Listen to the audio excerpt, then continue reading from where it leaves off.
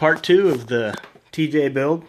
I got out in the garage, did a compressor install, but didn't take the time to video it. Got in a hurry. Wanted to get it done, but figured I'd do a video of the finished result so we could see how everything went. ARB comes with all the switches and wiring harness and everything. I got the compressor and the lockers.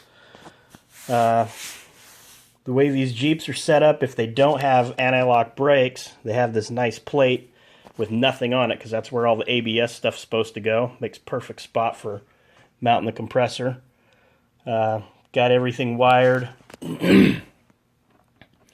The harness is designed to tie in to the battery for your main power, and I routed everything right across the firewall just like it's supposed to be. You got your inline fuse there. But then there's another part of the harness where it comes off the relay where it's supposed to go into the cab so you can mount all your switches. Compressor switch, locker switch, all that stuff. Well, since this is a Rubicon, it already has all the factory locker switches and everything. It does not have a compressor switch, but I decided to go without a separate compressor switch and actually run it off the locker switch. So all the wiring is in the engine compartment. There's no wiring as far as the ARB going into the cab.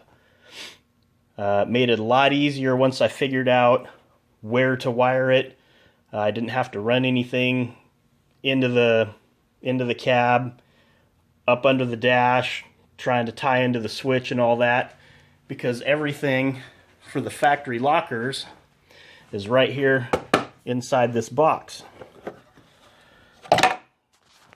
These two relays right here are for your front and rear locker. That runs small air compressors that are mounted under the Jeep for the factory locker setup. Well, since I'm going to the ARBs, I needed a signal to go to the solenoids on the compressor. So instead of using the ARB switches, I ran the harness over to here instead of into the cab where you would if you were using the ARB switches. I actually ran it over to this side of the engine compartment and tied it into the factory locker relays. Now what I do to run the compressor, I actually engage the locker.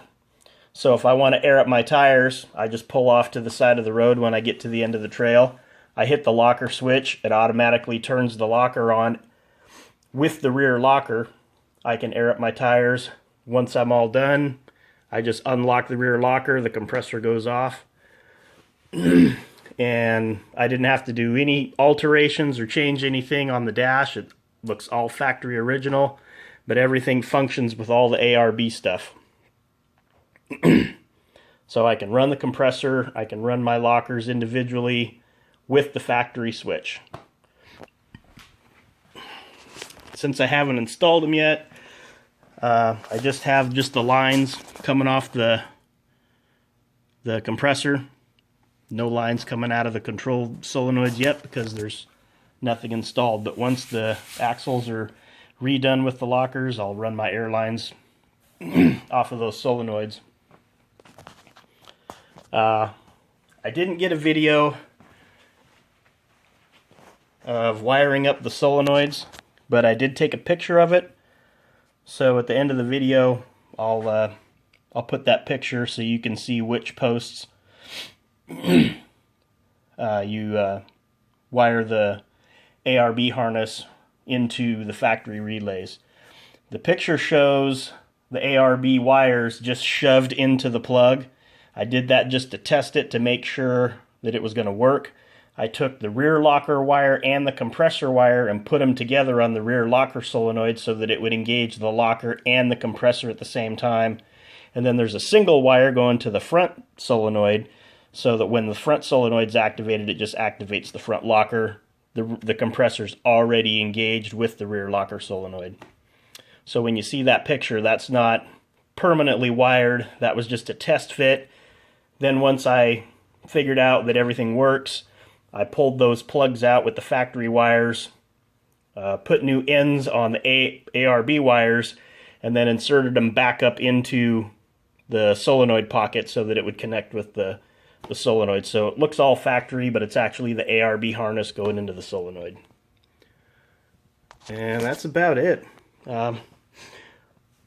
Took a lot of time to figure out how to do it this way, but once I figured it out, if somebody's going to copy what I'm doing, it's actually very easy and pretty straightforward. Everything's done in the engine compartment.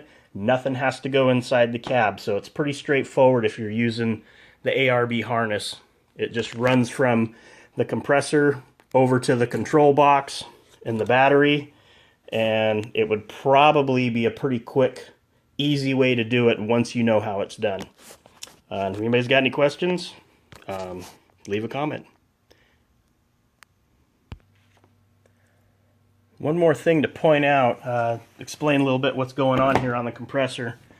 You have two separate solenoids for the front and rear locker, and then this is a quick disconnect to inflate your tires, and that just threads right into a T-fitting.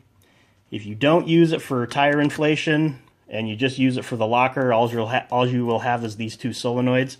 If you are using it just for tire inflation only and you don't have an ARB or air lockers, these would be eliminated and you would just have the air fitting.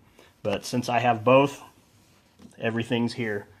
And this is the inflation kit, the official ARB inflation kit, hose fitting, all that. And it's a real nice quick connect. It just plugs right in there, and when you want to disconnect it, just pops right back out. Real quick and easy, real nice high quality setup.